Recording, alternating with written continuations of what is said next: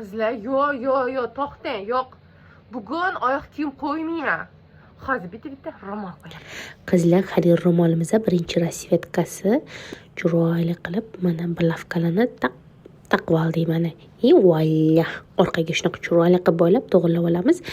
Mana yonlarini ham to'g'rilab oldik. Bu yon tomonda ko'rinishi temno-siniy rangga mana ikkita chetini birlashtirib oldim. Shunaqa qilib chiroyli qilib o'rab oldik. Orqaga ham qisga bo'ladi. Kelinglar buni yon tomoniga chiroyli qilib bo'ylab olamiz. Chigit qilib mana.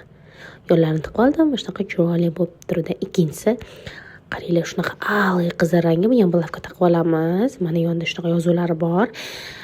Aylantiramiz, aylantirib, просто shuni yoniga qo'yib oldim.